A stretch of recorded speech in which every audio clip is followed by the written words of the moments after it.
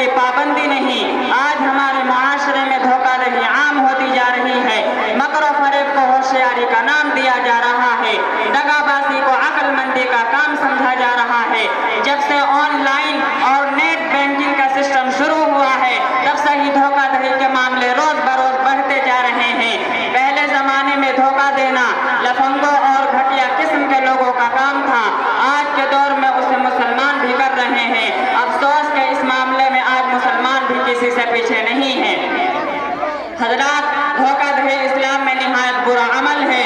اللہ اور جناب محمد الرسول اللہ صلی اللہ علیہ وسلم نے اسے سختی سے روکا ہے۔ آپ صلی اللہ علیہ وسلم نے فرمایا، جس شخص میں یہ 4 صفات ہوں وہ پکا منافق ہے، اور جس میں 4 میں سے کوئی ایک خصلت ہو اس میں ایک منافقت کی ایک صفت ہے، جب تک کہ وہ اسے نہ چھوڑ دے۔ جب اسے امانت دی جائے تو خیانت کرے، بات کرے تو جھوٹ بولے، اور معاہدہ کرے تو دھوکہ دے، اور جب لڑے تو گالی دے۔ ایک دن اللہ کے نبی صلی اللہ علیہ وسلم گلے کے ڈھیر سے گزرے، آپ نے انگلیاں داخل کیا، آپ صلی اللہ علیہ وسلم کی انگلیاں تر ہو گئیں۔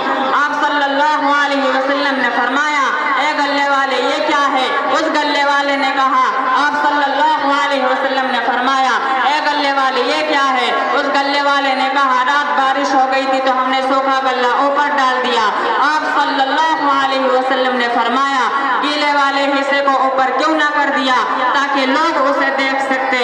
من غش فلیس منا، جس نے دھوکہ دیا وہ مجھ میں سے نہیں ہے۔ حضرات، ہمیں یاد رکھنا چاہیے کہ جب ہم کسی کو دھوکہ دیتے ہیں تو اس کا وبال ہمارے ہی اوپر پڑتا ہے۔ قرآن پاک میں ہے، فَمَن نَكَثَ فَإِنَّمَا يَنكُثُ عَلَى نَفْسِهِ، کہ جو شخص عہد توڑے گا یعنی دھوکہ دے گا تو عہد توڑنے کا وبال اس پر ہی ہوگا۔ ایک جگہ فرمایا، وَلَا يَحِيقُ الْمَكْرُ السَّيِّئُ إِلَّا بِأَهْلِهِ، بری تدبیر یعنی مکر و فریب کرنے والے ہی پر پڑتی ہے۔ یہی وجہ ہے کہ اللہ رب العزت نے قرآن کریم فرقان حمید میں جگہ جگہ پر وعدہ پورا کرنے کا حکم فرمایا ہے، اور وعدہ پورا کرنے کو ایمان و اسلام کی علامت بتلائی ہے۔ اس صورت میں ہے، وَالْمُوفُونَ بِعَهْدِهِمْ إِذَا عَاهَدُوا، یعنی مؤمنین جب کسی سے وعدہ و معاہدہ کرتے ہیں تو اسے پورا کرتے ہیں۔ اسی طرح ان لوگوں پر سخت وعید نازل فرمائی جو عہد کو توڑتے ہیں۔ اس صورت میں ہے، الذین ینقضون عہد اللہ من بعد میثاقہ، یعنی کفار و مشرکین ایسے ہیں جو اللہ رب العزت کے عہد کو کھانے کے بعد بھی توڑتے ہیں۔ خلاصہ یہ ہے کہ دھوکہ دہی اور دغا بازی نہایت اسلام میں ناپسندیدہ ہے۔ یہ ایمان کے لیے زہر قاتل اور معاشرے کے لیے بہت خطرناک ہے۔